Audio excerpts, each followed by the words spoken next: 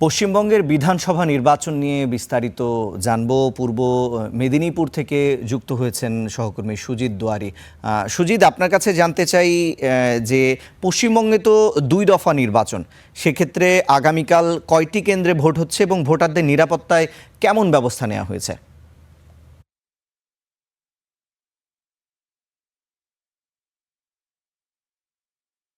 আপনাকে বলে রাখি যে ইতিমধ্যেই কিন্তু পশ্চিমবঙ্গের নির্বাচনের একেবারে দিনক্ষণ ঘোষণা হয়ে গিয়েছে এবং সে মতোই ভোট রয়েছে 23 এপ্রিল এবং 29 এপ্রিল, এই 2 দফায় নির্বাচন। এবং আগামীকাল নির্বাচন রয়েছে 16টি জেলাতে, 152টি বিধানসভা কেন্দ্রে।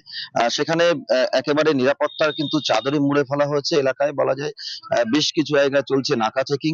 শহরের প্রধান রাস্তা এবং শহরের আসার যে রাস্তা রয়েছে সেই রাস্তাগুলোতেও কিন্তু ভিড় রয়েছে। সেই ভিড় সামলানোর জন্যই কিন্তু প্রশাসনের তরফে কড়া নিরাপত্তার ব্যবস্থা করা হয়েছে।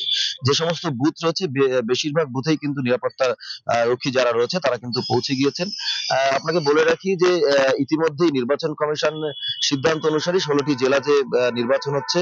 সেখানে কিন্তু 85,000-এর উপরে বুথ রয়েছে। সেই বুথ কেন্দ্রের নির্বাচনের যারা রক্ষী হিসাবে রয়েছেন তারা কিন্তু রয়েছেন, ইতিমধ্যে যেটা জানতে পেরেছি, 2,407 কোম্পানি রয়েছে। অর্থাৎ সংখ্যা হিসাবে যদি দেখা যায় সেটা হচ্ছে 2,40,000-এর কাছাকাছি কেন্দ্রীয় বাহিনী রয়েছে। এছাড়া পুলিশ রয়েছে 40,928 জন পুলিশ কর্মী রয়েছে।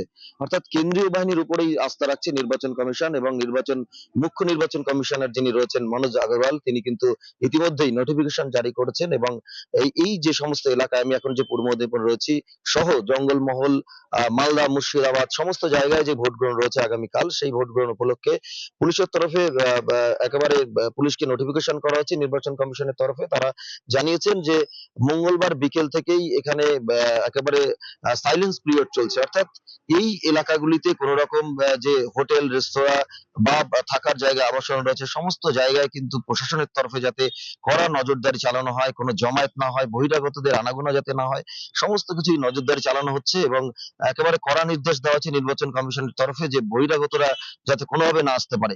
এবং ভোটের দিনও 100 মিটারের মধ্যে কাউকে আসতে দেওয়া হবে না, শুধুমাত্র ভোটাররাই আসবেন। কোনো রকম জমায়েত করা যাবে না। একসঙ্গে বেশি লোককে জমায়েত করতে দেখলে কিন্তু নির্বাচন কমিশনের তরফে কড়া ব্যবস্থা নিতে হতে পারে, এমনটা কিন্তু জানা গিয়েছে। আর সব থেকে বড় বিষয় যেটা রয়েছে, মুর্শিদাবাদের উপর নজর রয়েছে নির্বাচন কমিশনের। সেখানে 316 কোম্পানি বাহিনী রয়েছে। তারা কিন্তু মুর্শিদাবাদ জেলাকে নির্বাচন কমিশনের তরফে অতি স্পর্শকাতর হিসেবে ধরা হচ্ছে এবং এই জেলাকে কিন্তু 2 ভাগে ভাগ করা হয়েছে এবং 2 ভাগে ভাগ করে 316 কোম্পানি যেমন ব্যাটালিয়ন রয়েছে তেমনি পুলিশ রয়েছে এবং পাশাপাশি বাড়তি নজরদারি রয়েছে। অতি স্পর্শকাতর বুথে শুধুমাত্র নিরাপত্তার জন্য কেন্দ্রীয় বাহিনীকে রাখা হচ্ছে একেবারে সামনের সারিতে, এমনটাই জানা গিয়েছে।